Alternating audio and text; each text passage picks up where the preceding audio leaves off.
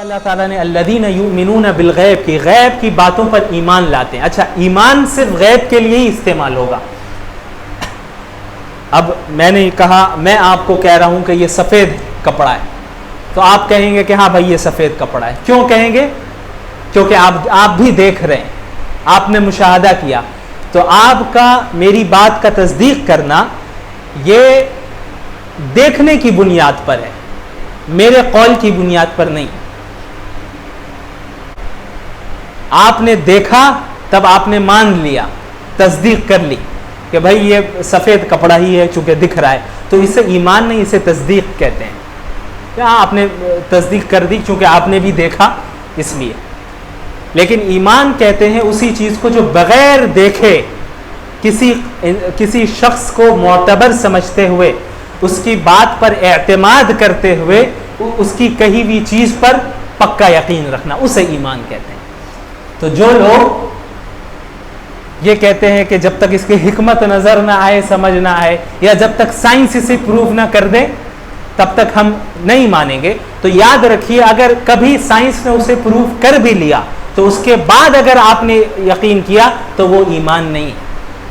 وہ تو اب آپ کو مشاہدہ ہو گیا, اب آپ نے دیکھ لیا ہے اس چیز کو. جب تک سائنٹسٹ 5-6 تصویریں شائع نہ کر دے تب تک ہم مانیں گے نہیں. تو اب آپ نے دیکھ لیا, دیکھنے کے بعد اب یہ ایمان نہیں ہے. ایمان تو غیب پر ہے کہ آپ صلی اللہ علیہ وسلم پر پورا اعتماد کرتے ہوئے, انبیاء علیہم الصلاۃ والسلام پر پورا اعتماد کرتے ہوئے انہوں نے جو غیب کی خبریں بتائی ہیں اللہ تعالیٰ کے حکم سے, اور اتنا ہی بتایا ہے جتنا اللہ تعالیٰ نے انہیں بتایا, اس پر پورا ایمان لانا, یقین کرنا بغیر دیکھے, یہ ایمان ہے. اور مطلوب یہ ہے کہ لاجک سمجھ میں آئے تب, اور نہیں سمجھ میں آئے تب نہیں, تو اسے ایمان نہیں کہتے. اسی لیے جب انسان کی موت ہو رہی ہوتی ہے, جو آخری وقت ہوتا ہے, تو ایک تو ہوتا ہے یہ کہ انسان دنیا میں ہے جیسے ہم لوگ ابھی ہیں, اور ایک کیفیت ہے اور ایک عالم وہ ہے کہ ہم آخرت میں منتقل ہو گئے. ان دو کے درمیان ایک بیچ کی کیفیت ہوتی ہے, وہ عین اس وقت ہوتی ہے وہ کیفیت جب انسان کی روح نکل رہی ہو. انسان کی روح نکل رہی ہو, اس وقت آدھا اس دنیا میں ہوتا ہے, آدھا آخرت میں ہوتا ہے. تو موت کے وقت جو کیفیت ہوتی ہے وہ اس طرح ہوتی ہے کہ انسان اس دنیا, وہ ایک جو چند سیکنڈ کا وہ لمحہ ہوتا ہے, چند سیکنڈ کا انسان دنیا میں ہے, اسے نظر آ رہے ہوتے ہیں کہ میری موت ہو رہی ہے, میری روح نکل رہی ہے, ارد گرد میرے گھر والے کھڑے ہیں, رشتہ دار کھڑے ہیں, اسے سمجھ میں آ رہا ہوتا ہے. لیکن اب ایک ایسی کیفیت میں آ جاتا ہے کہ اب اسے آخرت کی چیزیں نظر آنے لگتی ہیں, فرشتے نظر آنے لگتے ہیں. یہ وہ وقت ہے کہ جب توبہ قبول نہیں ہوتی. کیوں؟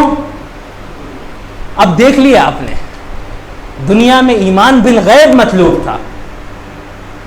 دنیا میں مطلوب یہ تھا کہ بغیر دیکھے فرشتوں پر ایمان لانا ہے, اللہ پر ایمان لانا ہے, کہ اب آپ دیکھ رہے ہیں.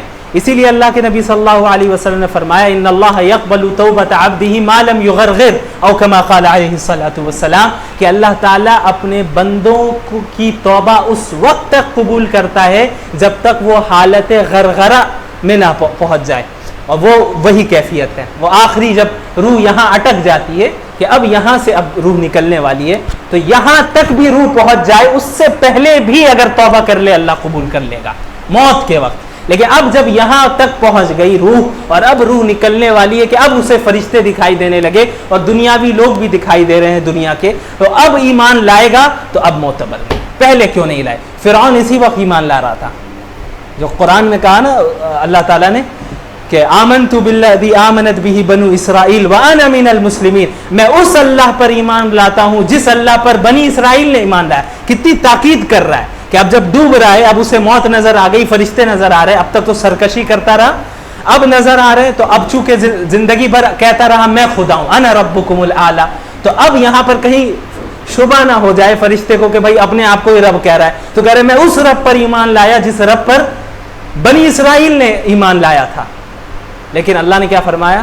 الآن, اب ایمان لا رہے, وقد عصیت قبل وکنت من المفسدین, اس سے پہلے تو تم نے نافرمانیاں کی اور فساد پھیلاتے رہے, تو اب توبہ قبول نہیں.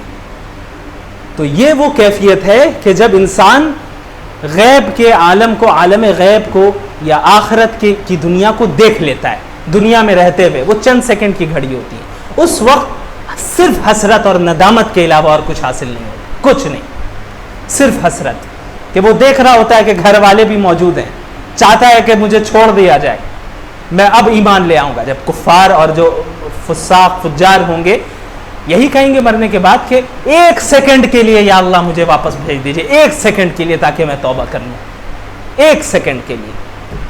یہ ان کی تمنا ہوگی. قبر میں جو لوگ موجود ہیں, جو جنہیں سزا ہو رہی ہے, ان کی یہی سب سے بڑی تمنا ہے, صرف ایک سیکنڈ اس دنیا کا مجھے مل جائے, صرف ایک سیکنڈ, کہ اس میں کم از کم میں ایمان لے آؤں کم از کم اور توبہ کر لوں. اور جو دنیا والے ہیں ہم لوگ ہر سیکنڈ کو ضائع کرتے ہیں غفلت میں ڈوبے ہوئے, اور اس کی قدر ہمیں نہیں ہے. اللہ تعالی ہم سب کو ہدایت فرمائے اور ہماری حفاظت فرمائے. تو ایمان غیب پر ہونا یہ مطلوب ہے. تو جو آج کا نظام چل رہا ہے اور ایتھزم بڑے زور و شور سے پھیل رہی ہے یہ چیز, اس کا جواب دینا ہے. ان کے ظاہری جو ان کی چمک دھمک ہے اس سے فریب میں نہ آ جانا, دجل میں نہ آ جانا. دجال جو آئے گا, دجل کسے کہتے ہیں؟ دھوکے کو. بظاہر ہر چیز نظر آئے گی, واہ کیا چمک دھمک والی چیز ہے اور کیا ہی بہترین چیز ہے اور کتنا نفع نظر آ رہا ہے, بظاہر اتنی اچھی چیز ہے اور ہم یہاں پہ کیوں نہ فائدہ اٹھائے, ہمیں اتنی نعمتیں نظر آ, یہ ساری ظاہری چیز ہے. اسی سے دجال بہت زیادہ دھوکہ دینے والا, ایک دم ایکسٹریم لیول پر ایسا دھوکہ دے گا کہ اچھے اچھے مسلمان اس کے شکار ہو جائیں گے. اور جو لوگ ایتھسٹ ہیں, غور کیجئے, اور جو موجودہ نظام ہے وہ کیا ہے, جو میں نے بتایا آبزرویشن اور ایکسپیرینس, اور ان کے یہاں مادیت ہے, مٹیریالزم. جو مادی چیزیں ہیں, پیسہ ہے, دولت ہے, یہ چیزیں ہیں, بس اس کے لیے پوری زندگی کھپانا ہے. اور کسی مذہب کو نہیں ماننا. کیوں؟ اللہ ہوتا تو دکھتا, اللہ ہوتا تو دکھتا. اور کیوں ہم مذہبی قوانین میں پابند رہے؟ میری جو خواہش ہے ہم وہ کریں گے, میرا جو جی چاہے گا ہم وہ کریں گے.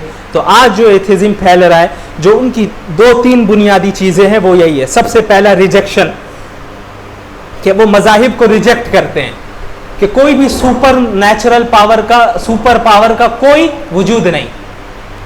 ایک ہوتا ہے نیچرل پاور جو ہمارے اور آپ کے پاس, ایک ہے سپر نیچرل پاور جو اللہ کا ہے, اس کا کوئی وجود نہیں, اس کو ریجیکٹ کرتے ہیں. کیوں ریجیکٹ کرتے ہیں؟ کیونکہ ان کی دوسری بنیادی چیز ہے آبزرویشن, کہ جب تک کوئی چیز دکھے گی نہیں اس کو نہیں مانیں گے. تو ایتھسٹ, ملحد, دہریہ, وہ شخص جو مذاہب پر اور خدا کے وجود کا انکار کرتا ہے, وہ صرف اسی چیز پر مانتا ہے, اسی چیز کو مانتا ہے جب تک اسے دیکھ نہ لے. جب دیکھے گا تب مانے گا. اور تیسری چیز ان کے یہاں بھرپور ہے, چونکہ اب کوئی مذہب ہی نہیں, جو زندگی ہے بس وہی دنیا کی زندگی ہے, تو دنیا ہی میں عیش و عشرت کے ساتھ رہنا ہے. تو ان کے یہاں میٹیریالزم ہے, مادیت ہے, کہ دنیاوی مال و دولت حاصل ہو جائے اور امیر سے امیر بن جائے اور دنیاوی ترقی حاصل ہو جائے. تو یہ وہ 3 چیز ہیں جو دجال انہیں پورا دے گا. کیسے؟ کہ وہ خدا پر ایمان نہیں لاتے تھے. ایتھسٹ خدا پر ایمان کیوں نہیں لاتے ہیں؟ کیونکہ خدا دکھتا نہیں, کوئی سپر نیچرل پاور دکھتی نہیں. تو جب دجال آئے گا تو ایک فزیکل خدا نظر آئے گا, انہیں خدا دکھے گا, اور اس کے پاس ایسے سپر نیچرل پاورز ہوں گے کہ وہ حیران ہو جائیں گے دیکھ کر. وہ پھر انہیں خدا تسلیم کریں گے ہی اسے. اور تیسری اہم چیز مادیت, تو مال و دولت تو صرف دجال ہی فراہم کرے گا. اس وقت جو مومنین ہوں گے وہ سخت تنگی کا شکار ہوں گے. اور جو دجال پر ایمان لائے گا, اسے خدا مانے گا, اسے وہ دنیاوی نعمتوں سے نوازے گا. تو یہ تینوں چیزیں پائی جا رہی ہیں جن کے مطابق آج ایتھزم کام کر رہی.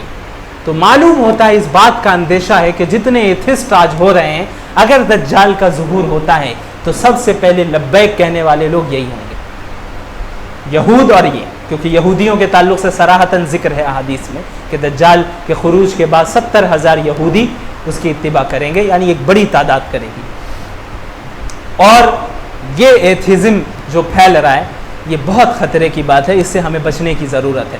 لہٰذا سب سے بنیادی چیز ایمان بالغیب ہے، کہ غیب کی چیزوں پر ایمان لانا، ہر اس غیب کی چیز جسے ہم نے نہیں دیکھا اور جو ہماری عقل میں مجرد عقل کے ذریعے جس کا ادراک نہ ہو سکے، لیکن آپ صلی اللہ علیہ وسلم نے اس کی خبر دی ہے، تو اس پر ایمان لانا ہے۔ اس کے بعد عمل